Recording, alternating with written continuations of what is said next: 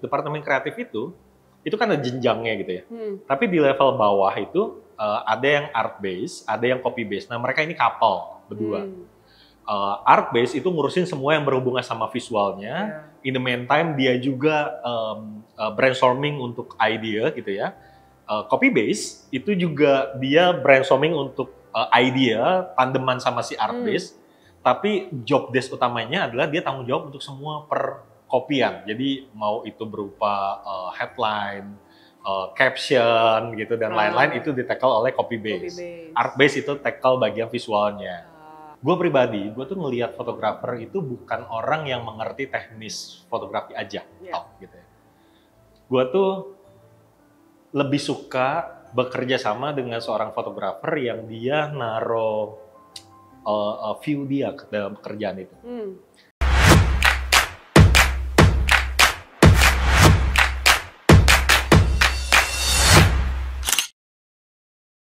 Hai Smart Suherman, hari ini masih bersama Andre 7. Buat teman-teman yang belum nonton di episode pertama pembahasan tentang industri kreatif, ditonton dulu. Buat teman-teman bisa juga cek di link di bawah ini. Dan sekarang kita akan lanjut ke episode kedua, sambungan dari yang sebelumnya.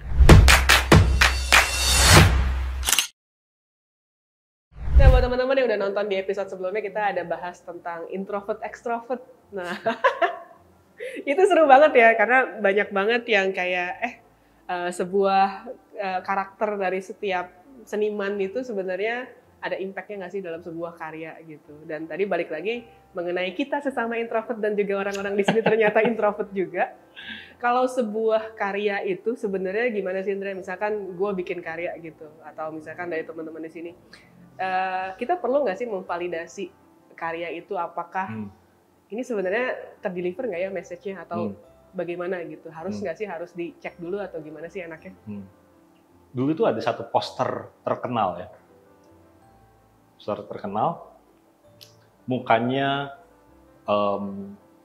Marilyn Manson. Marilyn Monroe. Marilyn Manson.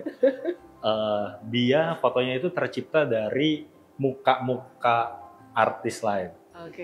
Message-nya tuh really simple, bahwa sebenarnya seorang Marilyn Manson itu adalah sekian persen dari sini, sekian persen dari sini, sekian persen di sini, dan lain-lain. Sebenarnya bukan untuk orang introvert aja ya, tapi untuk semuanya. Dalam dunia, terutama kita dunia kreatif itu sebenarnya udah nggak ada yang baru. Nggak ada yang baru. Jadi yang terjadi adalah proses visi gitu ya dari beberapa fusion dari beberapa pengetahuan gitu, akhirnya terciptalah benda baru gitu. Sama lah di musik juga gitu sebenarnya basicnya. Jadi kalau pertanyaannya apakah kita harus ngecek sama orang lain, definitely itu bukan cuma orang introvert, tapi semua kreatif harus melakukan itu. Karena kalau kita hanya ngandelin diri kita sendiri gitu ya, kita nggak bisa belajar dari orang lain prosesnya udah sampai mana. Fungsi kita sebenarnya adalah kita tuh ngasih nafas yang sesuai sama karakter kita pada pekerjaan itu. Tapi can you imagine kalau kita nggak belajar dari orang-orang lain, kita mengulang lagi proses mereka gitu ya, sampai akhirnya kita nggak kemana-mana gitu. Nah, kalau di gue ada satu teori yang ini nggak pernah ada validasinya gitu ya, tapi ini yang gue alamin gitu ya. Kreatif itu ada dua, gue nyebutnya, dua tipe. Apa tuh? Si seorang dynamite sama seorang putri malu. Interesting. Jadi nggak ada yang lebih oke, nggak ada yang lebih bagus ya, salah satu ini ya. Ini cuma masalah perbedaan trigger dan cara mereka menganalisa sebuah referensi masuk ke dalam kepalanya. Kalau misalnya orang-orang, ini gue cerita yang dynamite dulu ya. Itu tuh kebiasaan kalau kita duduk dalam satu proses brainstorming, terus gue bilang gitu ya, ini briefnya tuh tentang ini, kita harus nyari ide ini gitu. Nah, orang-orang ini salah satu ciri-cirinya adalah dia tuh masuk loh, kemarin gue ke konsernya ini men, gue ngelihat kayak gini, anjing keren banget. Yang itu ya, ini, wah kesambung. Gue juga kemarin nonton film ini aneh banget dan lain-lain gitu. Ini tuh gaya-gaya dynamite. Jadi dia tuh mengabsorb referensi sebanyak itu, sehingga at the moment ada sebuah kebutuhan untuk mengeluarkan itu, dia tuh dengan cepat dia akan ngeluarin. Okay. Sementara dalam satu pertemanan itu nanti ada nih di pojokan yang diem, ngedengerin gitu ya. Terus orang ini ngomong, ini yang diginiin. Terus dia bilang, kayaknya itu salah deh. Mestinya diginiin. Oke. Kenapa gue nyebutnya putri malu? Karena dia tuh butuh banget rangsangan. Tapi dia mampu untuk nge-shape itu semuanya jadi satu titik gitu ya, kesini gitu ya. Nah, masing-masing ini tuh ada kelemahan dan kelebihannya. Yang Dynamite, of course, dia kaya akan ide ya. Wow, gue gini-gini, simply karena referensinya banyak banget. Sementara yang putri malu itu, dia tidak punya referensi sebanyak itu, tapi kemampuannya untuk menganalisa setajam itu. Gitu ya. Nah, salah satu ciri tim yang oke adalah punyanya balancing dua sosok atau dua tipe itu dalam satu tim. Nah, sekarang ketika lu sampai ke level tertentu yang lu harus nge-lead sebuah tim, lu harus punya dua unsur itu. Karena lu nggak bisa milih tim lu. Kalau tim lu semuanya, kita ada ngide ini, digimanain dong? Semuanya diem gitu. Makanya di saat itu lu harus tahu, oh ini semuanya putri malu nih. Lu harus jadi dynamite di sana.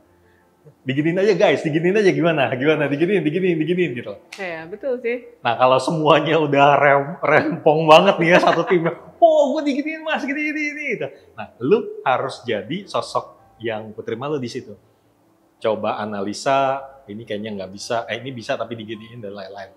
Jadi keutuhan seorang kreatif leader adalah lu bisa menempatkan diri di tim mana, lu bisa tahu gue harus tackle yang mana nih yang kosong di tim itu. Gitu. Gue jadi kepanjangan ngomongnya ya, tapi intinya sebenarnya bukan masalah introvert atau extrovert, nggak ada hubungannya sama itu.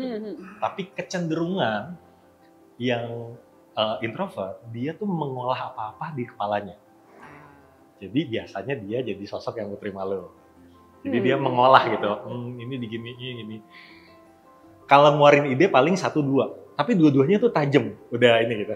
Nah kalau lu ketemu yang ini, ide tuh bisa list, sudah banyak banget. Ini digini nih, cuman objektifnya melenceng gitu semuanya gitu. Iya. Ini juga buat teman-teman boleh tulis di kolom komentar juga, kamu tipe yang mana nih setelah dijelasin Andre, kira-kira tendensi kamu lebih ke yang mana? Pengen tahu, gue penasaran. Kayak nanti tadi lu ada ngomong soal brainstorming.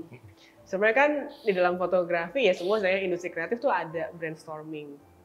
Mungkin ada teman-teman di sini yang belum pernah dengar kali ya brainstorming itu apa. Sebenarnya apa sih, seberapa penting sih brainstorming itu dalam sebuah proses kreatif? Oke. Gue percaya sama ini. Semua ide itu dimulai dari seseorang. Satu orang. Ya. Semua ide dimulai dari satu orang. Tapi dikembangkan dan di shape-nya itu bareng-bareng. Selalu kayak gitu. Kalau dalam industri kreatif, gue nggak tahu di industri lainnya.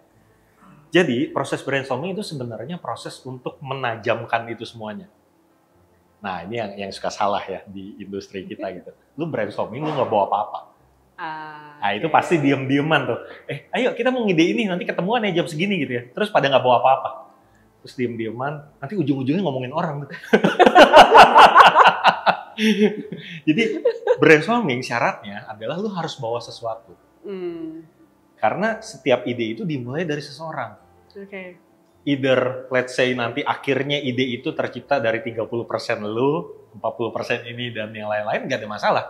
Tapi proses di situ adalah proses yang gue ada kayak gini, ini bagusnya di sini tapi kurang sebelah sini. Ini diginiin aja gimana gini dan lain-lain. Itu adalah proses untuk penemuan ide dari ngobrol, dari bertukar pikiran gitu ya, untuk sama-sama ngejadiin gitu ya, jadiin ini loh proposalnya. Nah itu penting banget kadang-kadang soalnya kalau di fotografi itu suka ini juga ya, taunya ya fotografer, videografer, yang penting pencet tombol shutter. Gitu. Nah itu sebenarnya di balik semua output itu banyak banget proses kreatif yang kadang-kadang suka kelewatan gitu. Yang mungkin karena nggak banyak yang bahas juga kali ya, Dre. Iya. Jadi kayak akhirnya orang beranggapannya cuma yang di surface-nya doang tuh, yang apa Betul. ya, konten lah, foto, video gitu. Kadang-kadang mungkin seperti itu. Setuju mungkin kan? itu bener banget gitu. Reasonnya satu. Gue dapet ini dari si Simon Sinek ya. Satu hal yang paling interesting dan tidak banyak dibahas orang adalah kreatif itu nggak ada sekolahnya. Itu masalahnya. Memang tidak bisa diajarin. Memang tidak ada rumusnya gitu ya. Karena kreatif tidak ada sekolahnya. Kayak lu masuk di kafe, yang diajarin apa? Ngecat. Ini nyampurnya sekian, olesnya gini. Belajar Photoshop, triknya gini gitu. Tapi kreatifnya sendiri itu nggak ada sekolahnya. Jadi ketika kita menjual sesuatu ke publik luas dan lain-lain, orang akan lebih menangkap skill daripada proses kreatif karena dia tangible gitu ya. Lu masuk Photoshop, lu buka ini, pakai tools ini jadi ini. Ya, itu kan tangible ya. Kreatif, lu temuin dulu nih insight-nya. Insight apaan? Insight gini. Nah, gini tuh apaan? Ya, itu panjang tuh. Berarti kalau lu pengen ngelatih, ini kayak pertanyaan gue waktu di Bali. Kalau kita ingin ngelatih kayak gue pengen jadi lebih kreatif atau apa, itu gimana caranya sih? Apa collecting referensi sebanyaknya kah? Atau apa sih Dre, biasanya? Cara kita memperkaya diri kita dalam level kreatif adalah perbanyak referensi. Tapi masalahnya, referensi yang mana gitu kan ya? Jadi gue ngerasa gini, perlu banget kita paham fundamental things-nya atau hal-hal yang kita cari di awal. Jadi kita tuh tahu gitu, gue ngumpul referensi itu bagian apa, di sebelah mananya gitu. Bukan yang asal ya, udah gue datang ke sini yang penting gue tahu hal baru. Enggak. Tapi kita tahu dulu nih, kita tuh pengen memperkaya bagian ininya karena gue lemah bagian ini, saya kayak gitu ya. Nah dalam proses ideation kan kita pelajari hal pertama tuh logiknya. Bagaimana komunikasi terbentuk, bagaimana strategi, pemahaman target audience, lalu ada pemahaman yang namanya claim. Kita ngeklaim teritori ini, lewat ini dan lain-lain. Baru pemahaman tentang magic di kreatif gitu ya. Ide-ide lucu dan lain-lain itu sebenarnya ujungnya. Nah, di belakang ini tuh sebenarnya ada banyak gitu ya. Nah, kita tuh mesti tahu kita tuh lemah bagian mana sehingga referensi itulah yang kita kejar terus gitu ya. Kita cari terus gitu loh. Gimana caranya tahu lemah di mana? Pertama, untuk gue akan ngebahas dari sisi gue orang kreatif advertising aja ya. Kalau dari kreatif advertising itu caranya ada beberapa ya. Hal paling gampang ya, lu masuk dulu aja ke industrinya gitu kan.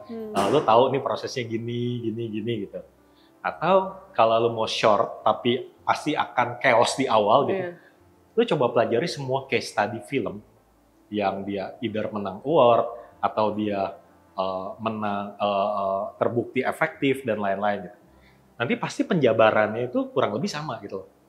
Problem bisnisnya apa, akhirnya ketemu solusi bisnisnya apa, dengan insight target audience yang seperti apa. Nah itu tuh kurang lebih hal-hal itu. Nah tinggal lu nanti ngelihat, gue tuh yang nggak paham bagian mana sih gitu loh. Nah itu yang diperkaya gitu ya. Interesting. Mari kita coba. Penasaran juga. Nah buat lu nih Dre, lu kan anggaplah 20 tahun lebih gitu ya di industri. 20 tahun kurang. Nggak setua itu gua. Menurut lu kayak apa sih perkembangannya di industri kreatif tuh dari masa ke masa? Wah. Kira-kira apa sih yang lu rasa kayak ini udah berubah banget nih, misalkan zaman dulu kan ya kita tahu lah ya masih baca koran gitu. Zaman dulu sekarang koran udah kagak ada, Jack. Udah semuanya di handphone gitu. Nah, itu apa sih yang lu rasa dari dulu banget sampai sekarang tuh yang berubah? Mungkin gue jawab dari yang stay aja dulu ya. Karena yang stay cuma satu. Apa itu? Brand experience. Itu yang selalu stay. Mau apapun bentuknya dari sebuah brand, pengennya adalah dia nyiptain experience baru sama audience. Mau experience berupa produknya, activity-nya, iklannya, tapi koridornya sama, brand experience. Ini yang stay. Yang berubah semuanya di luar itu. Jadi gue ada jokes ini. Mungkin kita itu satu-satunya industri di mana semakin lu tua, semakin lu lama di industri itu, lu terancam semakin bego. Oke, interesting. Kenapa begitu? Karena di kita pengalaman itu nggak akan matters a lot kalau lu nggak ngikutin setiap perkembangan zaman. Di depan mata gue sendiri ada beberapa creative legend gitu ya, akhirnya gugur, cuman let's say dia nggak ngerti atau nggak mulai main sosial media gitu, gugur. Iya betul sih. Nggak ngikutin lagi gitu. Ini diapain? Oh jadi mesti add friend ya, add friend gitu. Yeah. Nah sekarang mungkin teman-teman yang di sini Gen Z ya ngerasa oh masa gitu doang nggak bisa. Nah tunggu deh, lu ada di masa di mana lu harus belajar hal baru lagi gitu. Iya betul sih. Dan sekarang apalagi cepet banget ya. Cepet banget. Kayak tahu-tahu kemarin trennya apa, terus cuma kayak selisih setahun doang, tahu-tahu jeger ada yang lain gitu kegeser, kayaknya ya benar banget sih. Makanya itu kayaknya ya, gue ngerasa kayaknya industri kita, advertising atau dunia kita gitu ya, itu adalah salah satu-satunya industri di mana semakin lu tua bukan nambah pengalaman, semakin lu takut gitu, lu ke-replace. Iya betul sih, setuju gue. Di satu sisi ya. Kayaknya kalau industri lain tuh semakin lu di sana semakin oke, lu jadi semakin tahu hal-hal yang tidak diketahui anak muda gitu ya. Di kita enggak gitu loh. Kayak anak gue kemarin baru mainan banget tuh, mainan lagi si apa namanya Snapchat. Gue lu main apa sih di Snapchat gitu. Kayak gitu-gitu gitu loh. Itu kan yang harus lu apa ya, bunuh ego ya. Gue inget banget pertama kali platform tag itu keluar gitu ya, terus semuanya kayak, ngapain lu alay lu gitu. Enggak, gue pengen ngerti, gue pengen tahu gitu loh. Makanya gue download gitu loh. Berarti at the same time juga buat teman-teman yang pemula juga it's a good chance banget ya buat tahu hop in gitu, masuk ke dalam itu. Banget. Gue bukan bilang salah ya, tapi jangan terlalu sibukin diri lu untuk ilmu-ilmu yang udah kemarin. Lu perlu memahami basicnya, tapi nggak usah live in the past. Lu kuasain dulu sekarang ilmu-ilmu yang mungkin lu sama semua senior lain itu sama-sama mulainya gitu loh. Iya. Lu pelajarin gitu. Betul sih, betul. Karena gue kadang-kadang suka diskus sama Pak Su ya di rumah gitu. Kayak dia ngedengerin gue kayak ngomongin platform ini terus kayak wow. Gue berasa kayak hidup di zaman dinosaur dia bilang, karena industri kita berbeda gitu, kayak ya juga sih dipikir-pikir memang kita kayak harus secepat itu gitu ngikutin semuanya. Nah ngomongin ini nih perkembangan zaman, ini sebenarnya pertanyaan yang paling banyak banget ditanya sama teman-teman fotografer juga ke gue. Bagaimana seorang fotografer melihat perkembangan AI? Nah ini juga kan sebenarnya sama nih di industri kreatif juga. Menurut lu gimana sih? Soalnya kayak sebuah let's say key visual yang dibuat sama fotografer, terus teknologi AI zaman sekarang, which is gue juga kadang-kadang kalau dapat brief gue juga udah briefnya dalam bentuk AI gitu, yang gue tinggal nge-remake gitu. Nah, menurut lu di sisi agency tuh ngelihat itu gimana sih, Dre? Gue nggak mau ngebahas dari gue sisi agency, gue akan bahas gue secara personal ya. Karena apapun yang gue sebutkan di sini, gue tidak bisa dibilang mewakili agensi apapun ya. Pertama, yang lu tidak perlu takutin dulu. Ya. Yang lu tidak perlu takutin adalah AI itu kan bentuk dari kreativitas manusia juga. Jadi dia itu lahir dari kreativitas manusia juga. Jadi lu nggak perlu takutin. Yang kedua, yang tidak perlu takutin, AI itu membentuk sesuatu yang sudah pernah ada. Dan ini kerap kali gitu ya, sering kali gue bilangin ke beberapa temen gue atau anak buah gue bilang, dari dulu kita selalu ngeklaim kita tuh jualan ide, tapi pada kenyataannya yang kita jual adalah output. AI itu membuktikan bahwa kita memang harus stand for idea, bukan stand for something else. Karena something else itu sangat bisa ke-replace, gitu ya. Tapi namanya ide akan tetap quote gue bilang good idea always win. Selalu, pasti dalam platform apapun. Oke. Itu yang tidak perlu takutin. Oke. Ya. Itu jangan khawatir. Kalau balik ke pertanyaannya, gimana sih gue ngelihatnya dari industri gue, industri fotografi dan lain-lain. Mungkin gue lebih prefer, gue jawab dengan quote ini ya, lebih baik lu memulai sekarang dan nanti jadi expert daripada lu tidak memulai sekarang dan nanti lu berguru pada seseorang yang mulai saat ini. Ya, betul. Jadi lebih baik lu embrace itu sekarang, pakai itu teman-teman, dan pergunakan dengan skill yang lain daripada kita sekarang berusaha untuk against itu dan kita tetap mencari kelemahannya. Itu masih jelek, gini-gini, masih bagus gini. Daripada kita berlindung di balik itu, lebih baik lu tauin dulu sekarang. Karena kedepannya akan terus maju teknologinya. Iya, betul sih. Iya. Karena again, good ideas will always win. Dalam arti, ya nanti juga begitu ada AI, semuanya pakai AI kan yang lu asah adalah kemampuan mata lu juga tetap. Yeah. Kemampuan lu ngasih treatment, ya kan? Itu yang nggak akan hilang kan? Yeah, betul.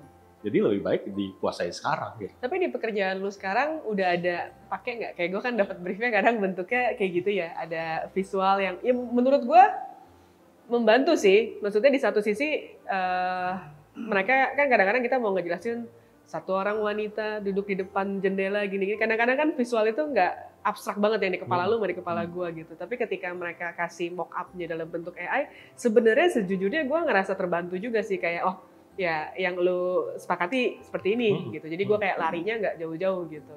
Itu menurut lu gimana? Lu sendiri udah ada pakai kah di kerjaan atau? Gue bukan cuma pakai, tapi gue yang ngajarin mereka. Nah ini balik ke masa ini ya. Dulu itu awal banget seorang art director. Orang bisa kerja jadi art director, dia harus jago gambar. Dulu banget ya. Dulu banget nih. Betul. Dia harus jago gambar. Jadi dulu tuh curang, para copywriter itu dapat gaji lebih gede karena dia megang konsep, tapi kerja lebih sedikit. Karena seorang art director itu harus ngegambar itu bisa harian gitu dan non-stop gambar gitu terus. Setuju sih, zaman itu kayaknya gue masih ngalamin juga kayak ya buat menuangkan isi kepala gue kan kayak mesti dituangin. Betul. Di gambar ya gitu. Lalu bergeser eranya, yaitu menggunakan majalah. Jadi lu potong-potong di majalah, tempel. Nah ini, itu zaman itu. Nah dulu itu kalau fotografer itu belum ada digital, dia pakai foto yang sekali jadi dulu tuh, gitu. Nah lu oke semuanya, nah gue ganti ya foto kameranya gitu. Nah itu terjadi zaman itu. Lalu masuklah ke era Photoshop, ya masih menggunakan majalah tuh, di scan majalah, terus di Photoshop di cropping gitu. Sampai akhirnya sekarang ada bank image, ada visual dari internet dan lain-lain. Pertanyaannya, lu mau nggak anak lu balik ke masa potongnya majalah aja deh? Tapi kadang-kadang ada tetap mendebat. Tapi tetap kadang-kadang ada sense of art yang beda ya nggak sih? Kayak lu ketika lu do drawing pakai pensil, sama lu mungkin in digital itu ada feel yang beda nggak sih? Maksudnya gue sih masih mengembrace itu ya, kayak anak gue masih kayak drawing tuh nggak go digital tapi kayak masih on paper karena mereka juga understanding the paper and everything gitu. Yes. Yang tidak bisa di-replace oleh teknologi digital tuh sebenarnya feeling dan kepuasannya. To be honest, sampai detik ini gue masih waktu luang gue masih pengen skate di kertas. Gue masih menikmati motongin Gundam gitu ya. Gue masih suka itu gitu. Tapi semua itu gue lakukan untuk kepuasan batin gue. Iya. Ya, gue seneng. Bukan buat kerjaan sih sebenarnya. Ya, gue seneng gitu ngerjain itu. Itu membunuh, bukan mengobati kesepian lo. Kesepian. Mengobati kepenatan kantor dan lain-lain gitu ya. Setuju sih. Tapi kalau misalnya objektifnya adalah lu pengen anak lu menguasai thinking dalam sebuah gambar dan penggunaan Photoshop itu jauh lebih cepat daripada penggunaan ini, maka definitely gue akan nyuruh anak gue pakai Photoshop. Ya kalau buat efisiensi ya sih. Ya, karena objektifnya yang gue minta beda nih, bukan lo supaya lo jadi artis gitu ya, tapi lo mengasah ini. Dan demikian juga kasusnya sekarang dengan dunia AI. Yeah. Kalau itu jauh lebih cepat, ya ngapain lo kesana gitu. Kalau buat di industri sih bener banget sih, itu jauh lebih efisien sih, berasa. Nah kalau ini Dre, balik lagi ke fotografi nih, karena gue fotografer. Kalau di industri kreatif tuh sebenarnya sekarang gimana sih? Apakah fotografi tuh masih seksi zaman dulu? Karena kan ya pasti kan dari sisi sosial media aja kan udah bergeser tuh ya. Dari dulu mungkin Instagram kayak base-nya adalah fotografi. Karena udah bergeser ke Reels gitu. Terus ya sekarang plus AI gitu. Menurut lu sebenarnya fotografi ini akan tetap apa ya? Akan tetap stay nggak sih di industri kreatif atau memang dia akan switch-nya udah sejauh itu dibandingkan dulu? Gua mungkin balik ke statement yang tadi ya. Segala hal lebih efisien, kenapa? No. Atau yang mana? Segala hal yang bisa di-create atau diciptakan oleh AI adalah hal-hal yang sudah terjadi. Sudah terjadi, oke. Jadi ketika kita ngebuat kerjaan yang itu-itu aja, maka lu perlu takut. Ini gue ke-replace apa enggak ya? Ini gue dan lain-lain. Tapi gue ngelihat dunia dunia fotografi, dunia ilustrasi, dunia art yang lain gitu ya, itu bukan hal yang bisa di-replace. Kalau ada dia bikin ini hari ini atau temennya bikin terus besoknya dia pengen meng-copy, ya itu bisa di-replace. Tapi kan kita dihadapkan pada sesuatu hal yang belum pernah dibikin sebelumnya. Jadi sampai kapanpun nggak akan pernah hilang industri ini gitu ya. So itu sih mungkin tips yang paling gua highlight gitu ya. Seorang fotografer itu kalau dalam kacamata gua dia menjadi seorang fotografer karena dia punya mata yang berbeda dari orang lain. Dia mampu meng-capture satu hal yang berbeda dari orang lain. Berbedanya jenis kayak gimana macam-macam. Ada yang punya menghidupkan sebuah cerita dalam satu ini dan lain-lain gitu ya. Tapi yang dijual tuh bukan device-nya. Yang dijual tuh kemampuan mata, kemampuan kepala. Device-nya itu hanya menyampaikan apa yang di mata gue dan kepala gue. So jangan fokus pada teknisnya. Fokuslah mengasah yang ada di kepala ini gitu. Supaya sampai kapanpun jadi real bahwa industri kita industri kreatif. Bukan industri ngejepret gitu ya. Betul.